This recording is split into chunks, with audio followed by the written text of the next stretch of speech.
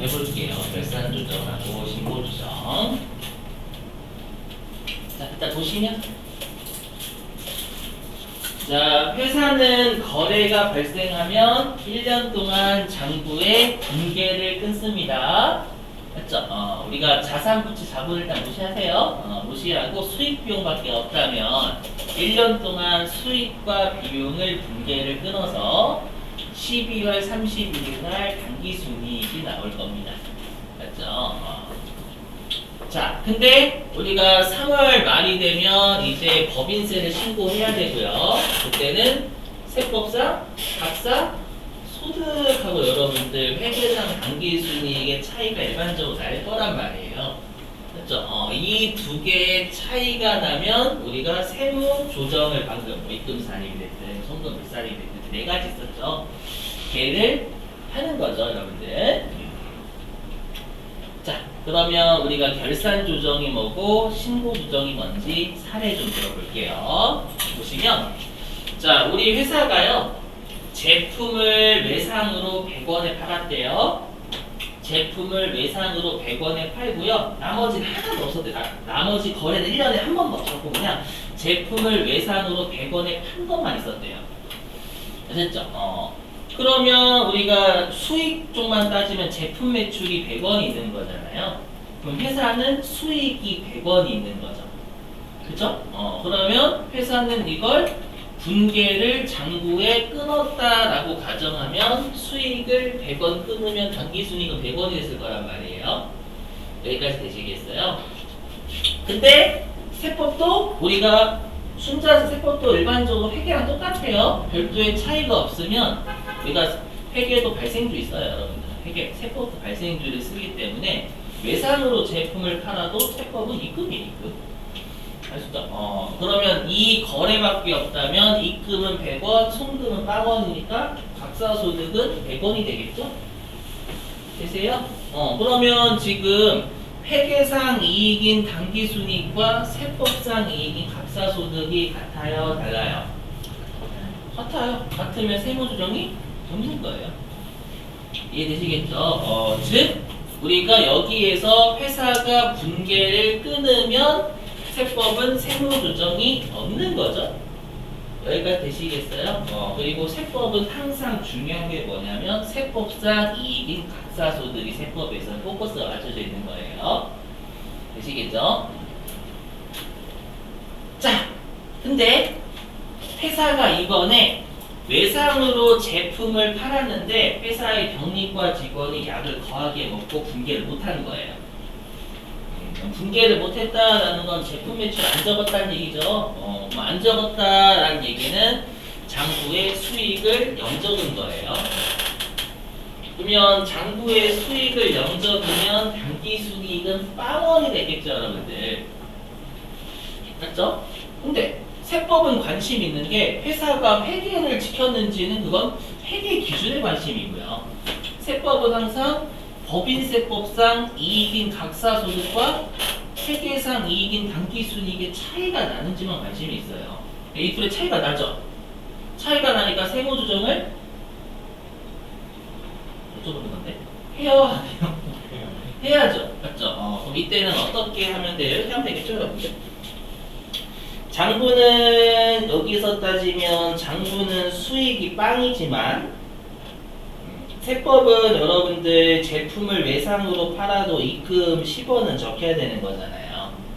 맞죠? 세무조정 어떻게 하면 될까요? 용어. 세법상 수익인 입금에 10원을 넣어야 되겠죠? 뭐 입금? 산입하면 되겠죠. 입금? 산입이라는 세무조정을 해야 돼요.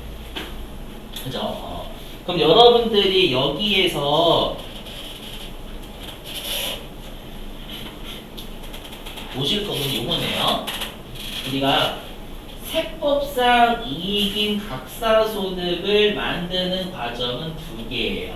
뭐냐면 분계 또는 분계를 안 했으면 세무조정이에요.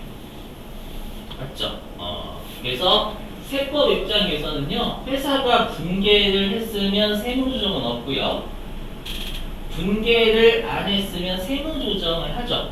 그래서 넓은 의미에서 각사소득을 만드는 건 분계와 세무조정이에요. 맞죠? 그래서 우리가 이렇게 분계를 하는 걸 우리가 결산조정이다라고 불러요. 결산조정은 말 그대로 장부의 분계를 끊어서 회사가 조정을 지들이하는 거예요. 아셨죠? 근데 회사가 우리가 장부에 안 적을 수도 있잖아요. 도라이들이기 때문에. 맞죠? 그럴 때는 우리가 세무조정을 하는 거고, 이건 나중에 별도로 장부에 적어서 하는 게 아니라 세무서에 신고할 때 알려주는 조정이다라고 해서 신고조정이라고 불러요.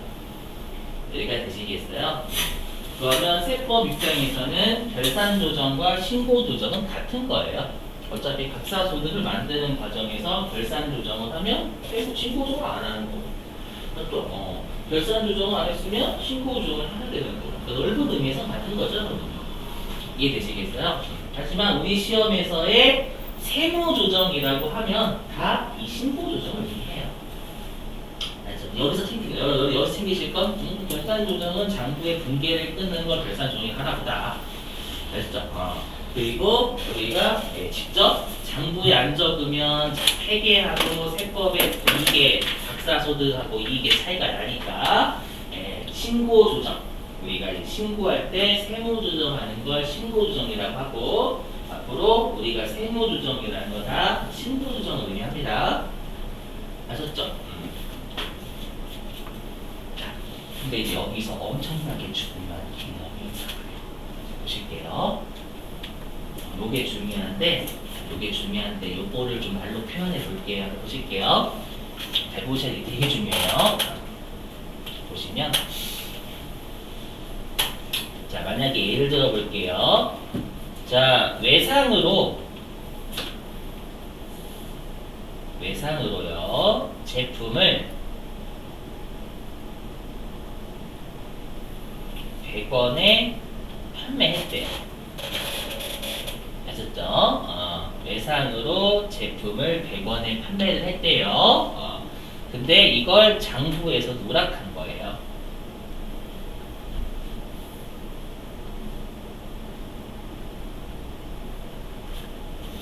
그러니까 장부에서 매출을 안 잡은 거예요. 제품 매출을. 아셨죠?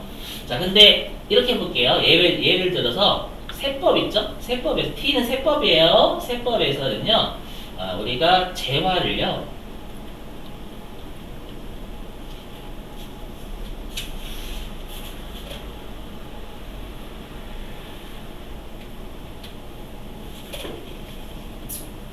현금주의를 사용한다라고 가정할게요. 가정에 실제는 발생주의 써요. 발생주의를 쓰는데 지금 뭔지 몰라도 이 참고사항을 여러분들이 이해하시려면 어거지로 제가 이상한 사례를 만들어야 되거든요. 그래서 우리가 세법은 뭐냐면, 회계는 발생주의지만 세법은 현금을 받았을 때만 수익이다, 이렇게 가정해 볼게요. 오케이? 아셨죠? 그러면 우리가 세법상 그럼 각사소득 있죠? 그럼 세법상 각사소득은 0이겠죠? 세법이 현금주의라고 가정하면 0이에요. 됐죠? 근데 장부에서 수익을 안 적었죠? 누락했죠? 맞죠? 그래서 장부에서 수익을 안 잡은 거죠? 0으로 잡았다라고 할게요. 그러면 당기순이익이 0이죠? 맞죠? 근데 지금 회계상 이익인 당기순이익과 세법상 이익인 각사소득이 같아요? 달라요? 같죠? 세무적 없어요. 이게 포인트예요.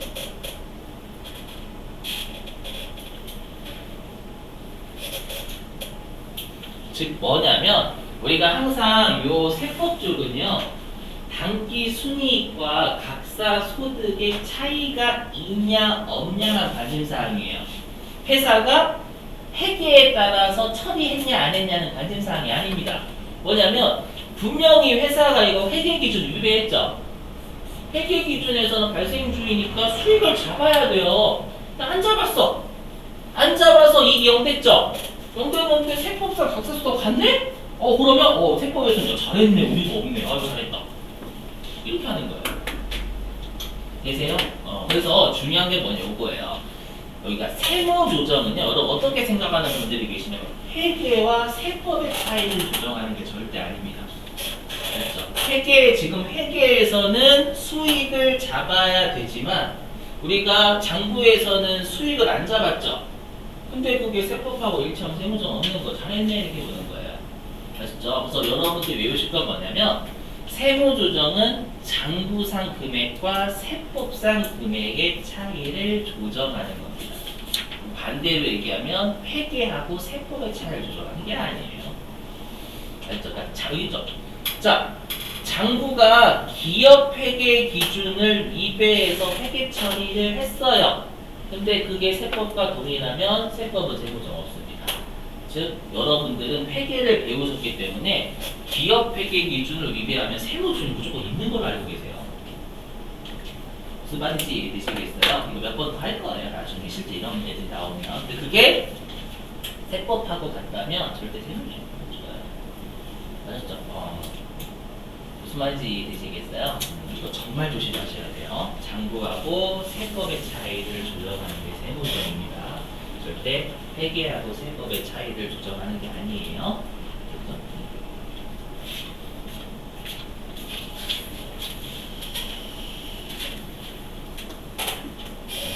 넘어갈게요, 여러분들.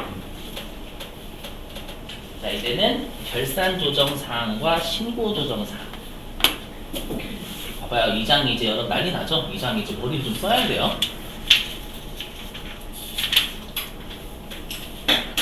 자, 그러면 우리가 결산 조정 사항은 방금 뭐였었냐면 분계였죠. 그리고 신고 조정은 우리가 세무 조정이었잖아요. 근데 갑자기 사항이 들어가. 갑자기 사항. 맞죠? 뭐 갑자기 사항은 또 뭐냐? 우리가 사항이라는 게 항목이라는 뜻이죠. 항목. 그럼 굳이 해석을 하자면 결산 조정 사항은 분계를 끊어야 되는 사항. 일단 그 해석만 하면 그 뜻이고, 신고 조정 사항은 세무 조정을 반드시 해야 되는 사항 이 뜻이잖아요. 굳이 해석을 하자면. 그죠? 여기를 좀 잘 보셔야 돼요. 보시죠. 자, 신고 조정 사항의 정의는 사례 가지고 할 거니까 지금은 그냥 사례만 잘 봐주세요.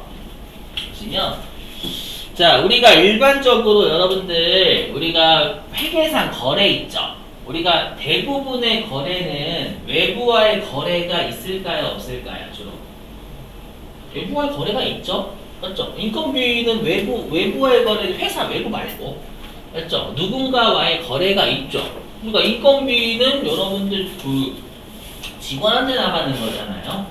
맞죠? 그러다 보니까 대부분의 거래는 우리가 금액이 명백해요. 추정되는 게 아니라 명백한 거죠, 여러분들. 그죠? 그래서 인건비가 200원이 발생하면 이거는 세법상 비용이 200원이 정답이에요. 그죠? 여기. 자, 그래서 세법상 순금은 200원인데 장부에서 또 인건비를 200원 처리했어요. 그럼 이거 세무조정이 없겠죠, 당연히. 앞으로 TA는 세무조정입니다, 여러분들. 자, 근데 회사의 경리과 직원이 드링킹을 한 거예요. 피곤하시면 제가 그 방법이 있어요. 에어컨 18도. 18도.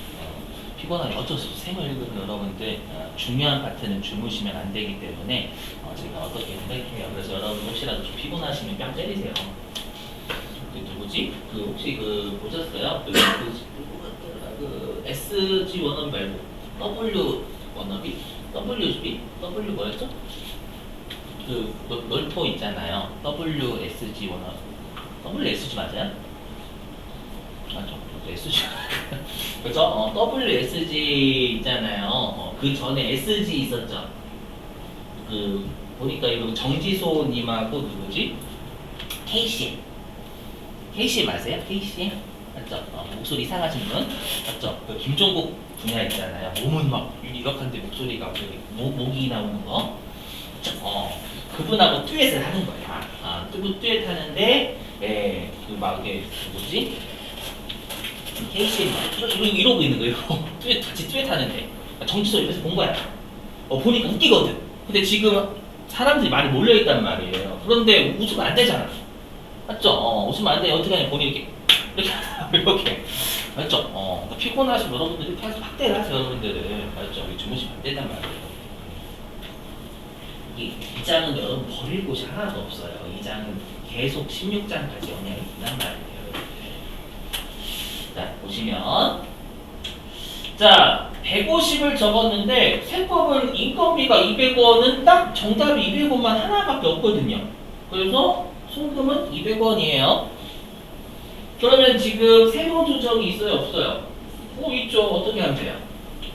그죠? 세법상 비용인 송금에 50원을 가산해야 되겠죠, 여러분들. 그래서 송금 산입 50원이라는 세무조정이 나와요. 그게 어렵지 않으시죠?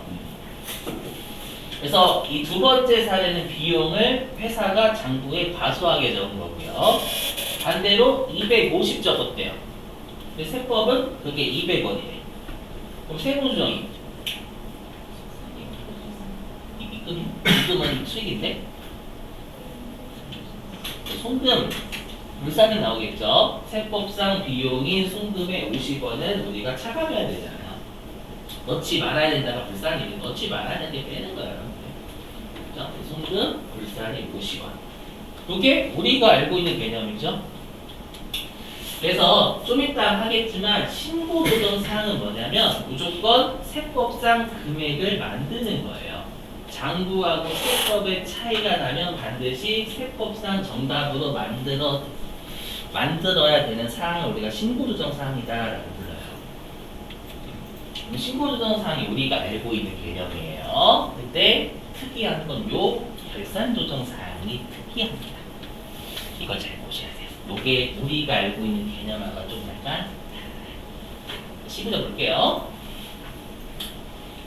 자, 보시면 우리가 대부분이 외부와의 거래가 있다라고 했죠. 그럼 외부와의 거래가 있다라는 건 딱 정답이 하나로 고정되어 있는 거예요. 아시죠? 근데 우리가 수익이라는 건 다 외부와의 거래가 있죠. 가만히 앉아서 여러분 돈을 벌 수는 없어, 일반적으로. 누가 공짜로 주더라도 그 사람과 거래가 있는 거죠. 맞죠? 그럼 우리가 비용도 대부분 다 외부와의 거래가 있어요. 외부와의 거래가 있다라는 건 비용이 명확해야 대부분. 하지만 우리가 비용 중에서 추정되는 애가 있어요. 대표적인 게 감가상각비 추정입니다. 여러분들이 배우신 감가상각비는 추정이 아니지만 세법은 내용연수랑 잔존가치가 추정이 들어가잖아요. 이건 추정이 되는 거예요. 세법 입장에서. 또 우리가 퇴직급여 충당부채라든지 대손충당금도 기말에 예상, 추정을 하기 때문에 추정되는 송금입니다. 맞죠? 얘네들은 외부와의 거래가 없죠. 그 말은 뭐냐면 추정되는 비용이라는 거예요. 그럼 추정되는 비용이면 이때는 세법이 정답을 못 정해요. 추정되는 비용인데 세법이 정답은 200원이네 이렇게 못 정한다는 거예요. 아셨죠? 그래서 어떻게 하냐면 세법에서 들어가는 거 세무 우리가 법인세에서 추정되는 비용은 우리 세법이 잘 모르겠으니까 너희들이 장부에 너희들이 생각하는 비용을 적어라. 그러면 인정해 줄게. 요거예요. 다시 한번 추정되는 비용이니까 세법이 비용이 얼마인지 모르겠다라는 거예요. 모르니까 장부 회사 너희가 장부의 비용은 이 정도입니다 라고 적으면 그때 그 비용을 인정해 주겠다라는 거예요. 추정되니까 장부에 적으라는 겁니다. 여기까지 되시겠어요? 자, 근데 문제가 있어요. 뭐냐면 여러분 비용이 추정되니까 회사는 비용을 장부에 많이 적으려고 할까요? 적게 적으려고 할까요? 그죠? 그죠? 왜요? 세금이 줄어서. 맞죠? 그죠, 여러분들. 그래서 문제는 뭐냐면 추정되는 비용을 적으라고 했더니 얘네들이 감가상각비 200조. 세금 200조가 주는 거죠. 맞죠? 이렇게 추정되는 비용을 너무 높게 잡는다라는 거예요. 아셨죠? 그래서 세법에서는요, 이렇게 추정되는 비용은요, 회사가 너무 과다하게 잡을 수 있잖아요. 세금을 줄이기 위해서. 그죠? 그래서 어떻게 하냐면, 우리가 한도라는 겁니다. 추정되는 비용은 여기까지만 세법에서 장부에 적는 대로 인정을 해주겠다. 그 이상은 안 된다. 라는 한도가 있어요. 되시겠어요? 근데 조심하셔야 돼요. 이 한도라는 건 요 위에 있는 인건비 200원은 명확한 거니까 딱 200원의 정답이 있는 거예요. 근데 여기에 있는 한도는 200원이 정답이다 그 뜻이 아니에요. 추정되는 비용이니까 너희들이 생각하는 비용을 장부에 적으면 그 다 인정해, 일단 원칙은 다 인정해 주겠다라는 거예요.